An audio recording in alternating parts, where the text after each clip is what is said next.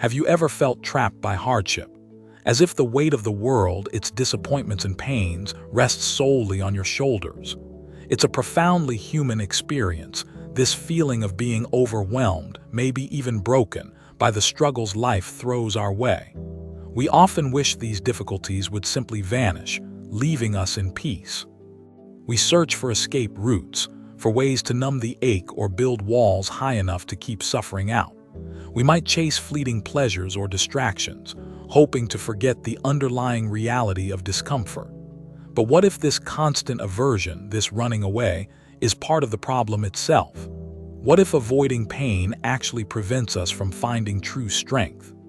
Today, we explore a radical, perhaps unsettling, yet profoundly empowering idea from the philosopher Friedrich Nietzsche. It's a perspective that doesn't offer an escape from suffering, but rather a way to transform its very nature within you. What if hardship wasn't just something to endure, but something to use? Nietzsche challenged the conventional wisdom that happiness lies only in comfort and ease. He saw struggle not as a sign of failure, but as an essential ingredient for growth, creativity, and the development of a truly resilient spirit. He suggests that our deepest pains hold the potential for our greatest power. The title promises a way to turn suffering into a superpower. This isn't about magical abilities, but about cultivating an inner fortitude, a depth of character, and a unique strength that only comes from navigating difficulty. It's about fundamentally changing your relationship with hardship. Think about the stories we admire most, tales of heroes, innovators, survivors. Their greatness is rarely defined by lives of unbroken ease.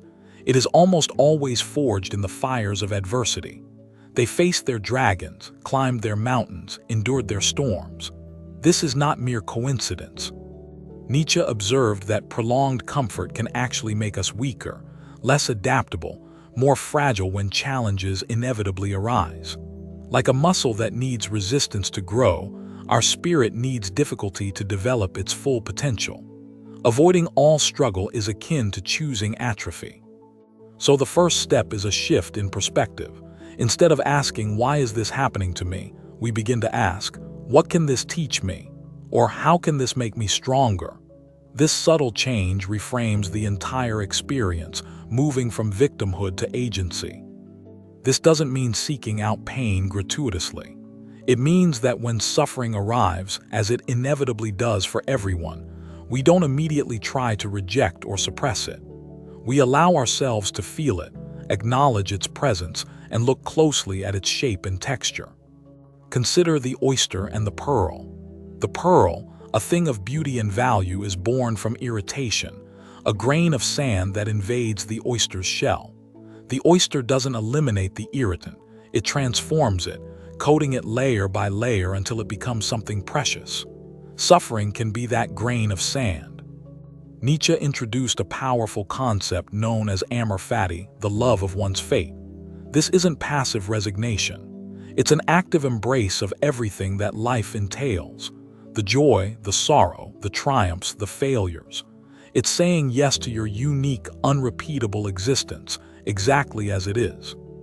Loving your fate means accepting that challenges are not errors in the script of your life, but integral parts of the narrative.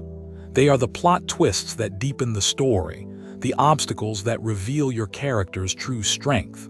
Without them, the story would be shallow, incomplete. Imagine looking back at your life from the very end.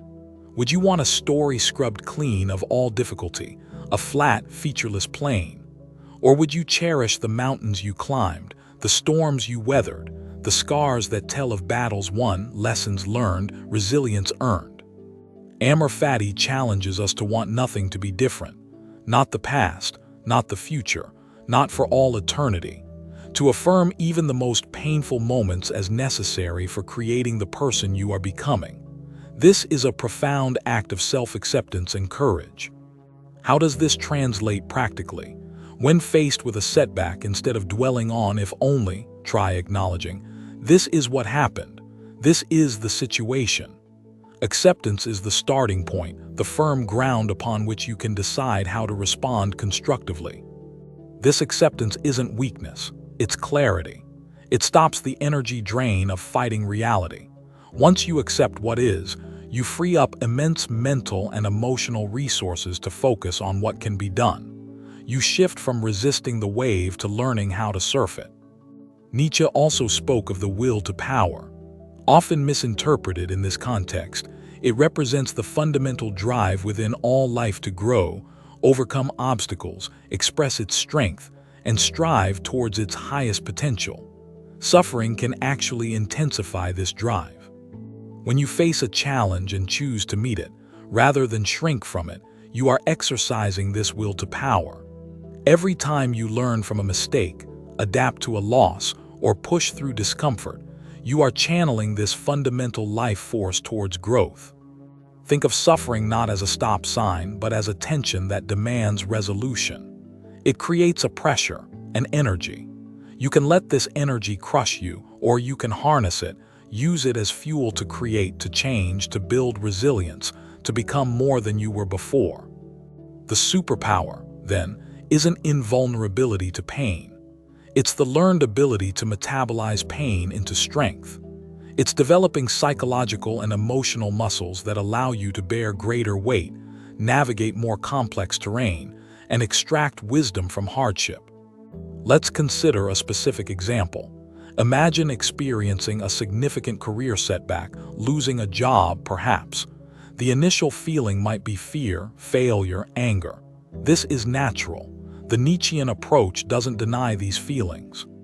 But after acknowledging the pain, fatty in action, the focus shifts. Instead of "my life is ruined," the question becomes, what opportunity does this create? What skills did I neglect that I can now develop? What path might this open that I hadn't considered? This setback, this suffering, becomes a catalyst. It forces reassessment, adaptation, and potentially the discovery of a more fulfilling direction. The will to power manifests as the drive to redefine success and rebuild, stronger and wiser. The suffering wasn't eliminated, it was transformed.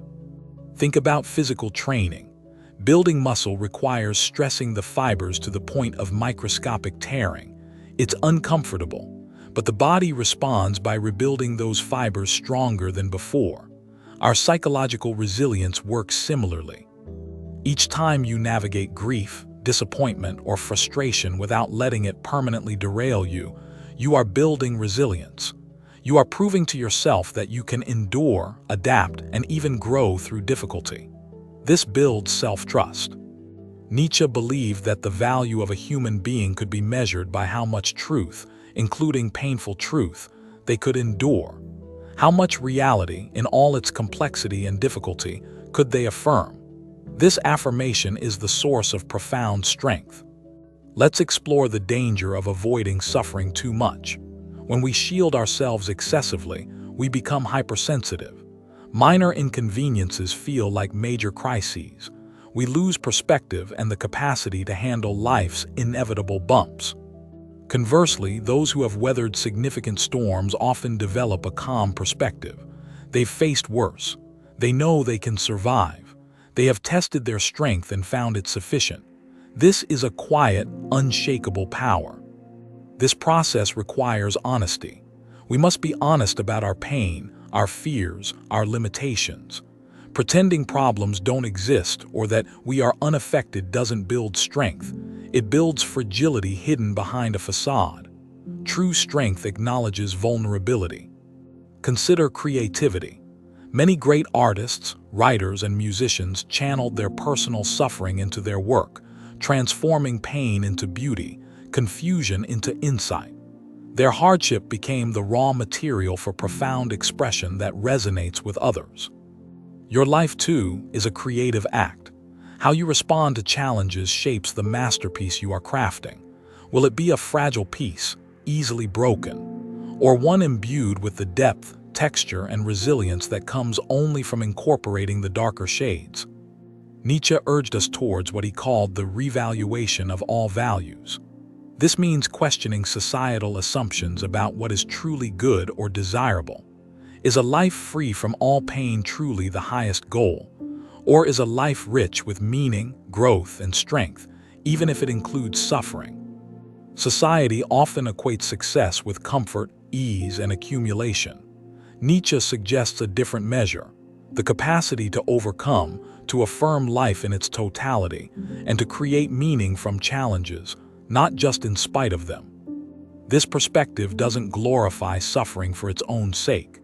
Pain is still pain.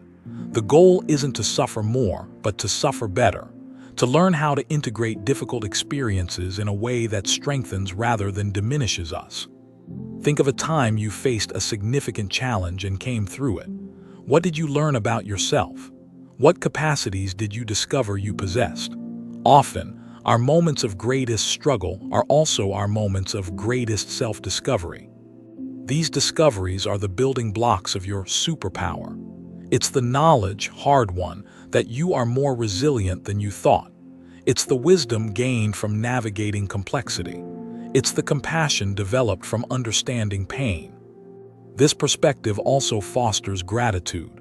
When you embrace amor fati, you start appreciating the whole tapestry, not just the golden threads.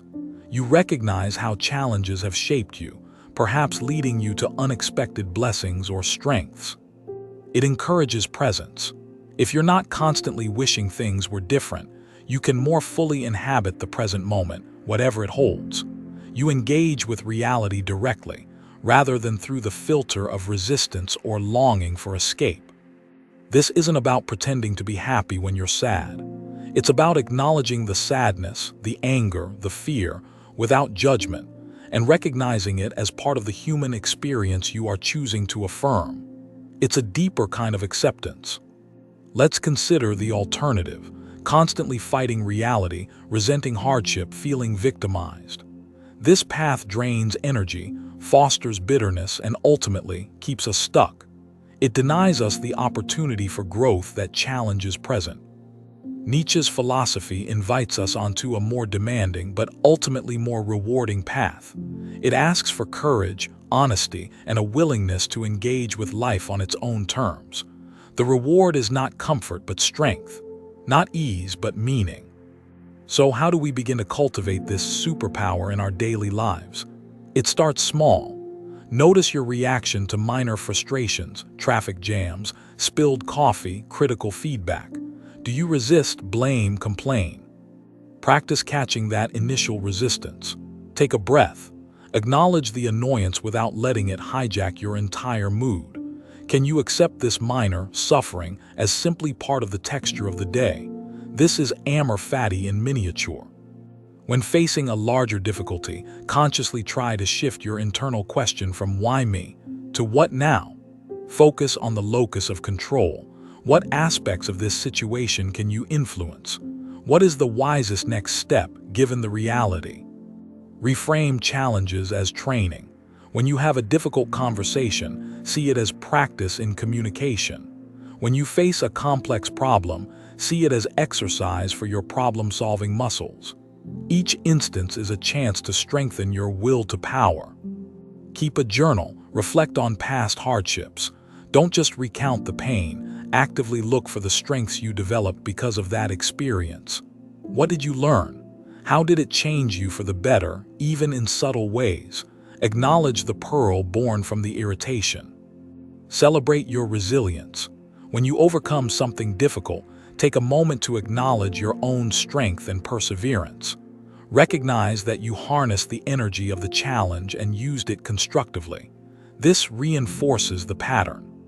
Seek out activities that challenge you slightly outside your comfort zone, learning a new skill, engaging in rigorous exercise, tackling a complex project.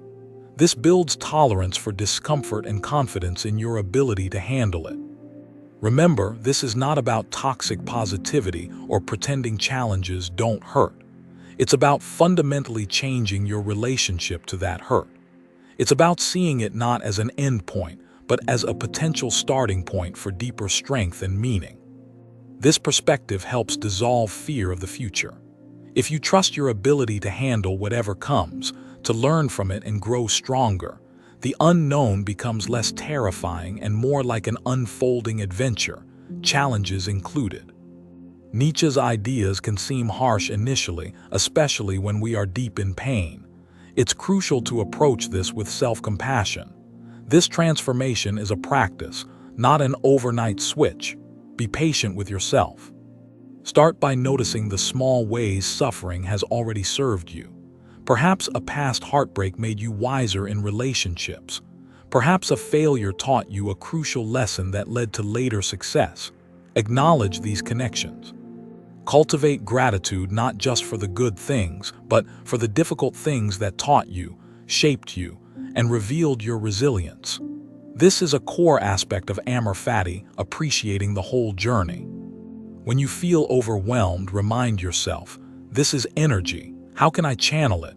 Can you pour it into creative work, into physical activity, into problem solving, into helping others facing similar struggles? Transform potential victim energy into active power. Understand that meaning in life often arises not from pleasure, but from purpose, contribution, and overcoming. Viktor Frankl, a survivor of the Holocaust, famously observed that even in extreme suffering, finding meaning was key to survival. Your struggles give you a unique perspective, a depth of understanding that those who have only known ease may lack. This depth is part of your strength, part of your superpower. It allows you to connect with others on a more profound level. Don't compare your journey to others. Your specific challenges are tailored to forge your specific strengths. Embracing your unique path, with all its bumps and detours, is essential. Amor Fati is deeply personal. This isn't about denying the reality of systemic issues or injustices that cause suffering. It's about empowering your individual response, building inner resilience so you can navigate external challenges more effectively, perhaps even work towards changing them. True strength includes the ability to be vulnerable, to ask for help when needed. It's not about pretending to be an island. Recognizing interdependence is part of wisdom, but help is received best from a place of inner acceptance, not desperation. As you practice this perspective shift, you might notice a subtle change in your baseline state. A little less anxiety about what might go wrong. A little more confidence in your ability to handle life. A growing sense of inner solidity. Remember the metaphor of the blacksmith. The fire is intense, the hammer blows are forceful, but the process transforms raw iron into a strong, useful tool. Suffering is the fire. Your conscious response is the hammer shaping your soul. This superpower isn't about being emotionless. It's about having a greater capacity to hold difficult emotions without being swept away by them. It's emotional resilience, a key component of wisdom. Consider the concept of post-traumatic growth.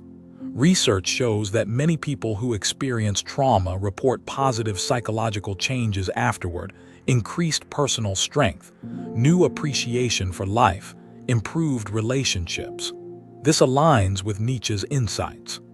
This growth doesn't happen automatically. It requires engaging with the difficult experience, making sense of it, and integrating it into your life story in a constructive way. It requires the active affirmation that Nietzsche championed. Ask yourself, what is the hardest thing I've ever overcome? Reflect on the qualities you needed to get through it: courage, patience, creativity, endurance. Recognize that these qualities are part of you now, forged in that fire. Your history of suffering, when viewed through this lens, is not a record of failures or wounds, but a testament to your resilience. It's the curriculum that taught you your deepest strengths. It's the source code of your superpower. This doesn't mean you'll suddenly enjoy suffering. It means you will fear it less. You'll trust yourself more to navigate it. And you'll know, deep down, that even the hardest times contain seeds of growth and power. Embrace the complexity. Life isn't simple. Strength isn't simple. Finding power in suffering is a paradoxical, nuanced process. Allow space for that complexity without needing easy answers. The ultimate expression of Amor Fati might be to reach a point where you wouldn't trade your specific struggles, because they were essential in creating the unique, resilient, and deeply experienced person you have become. This is the transformation, Suffering ceases to be merely an external affliction and becomes integrated into your being as a source of profound, unshakable strength. This is the superpower Nietzsche points towards. So the invitation today is simple yet profound. Start noticing your relationship with discomfort, big and small. Can you meet it with a little more acceptance? Can you ask, what can this teach me? Instead of why is this happening? When facing a difficulty, pause before reacting. Breathe. Acknowledge the reality of the situation without immediate judgment or resistance. This small pause creates space for a more conscious, empowered response. Reframe one small challenge this week. Instead of seeing it as purely negative, look for the opportunity for growth, learning, or strength building embedded within it. What muscle is this challenge asking you to exercise? Practice gratitude for your resilience. Acknowledge the times you've already been strong, the difficulties you've already navigated. Remind yourself of the evidence that you can handle challenges. This builds confidence for the future. Remember the pearl, beauty born from irritation. Remember the blacksmith, strength forged in fire. Remember Amor Fati, the courageous yes to the totality of your unique, precious life. This shift won't eliminate pain from life. Nothing can, but it can fundamentally change your experience of it. It can transform suffering from a force that diminishes you into raw material for your greatest strength. The superpower is this resilience, this wisdom, this capacity to find meaning and growth even in the darkest times. It is the strength that comes not from avoiding life's difficulties, but from embracing them fully.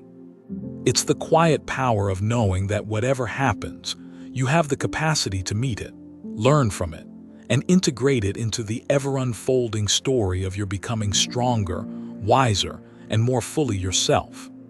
So don't wish away your struggles too quickly. Look closely. Within them might lie the very ingredients you need to unlock your deepest potential and cultivate your own unique form of superpower. Embrace your whole story, the light and the shadow, for it is in the dynamic interplay between them, in the courage to face the darkness and transform it, that true strength and profound meaning are ultimately found.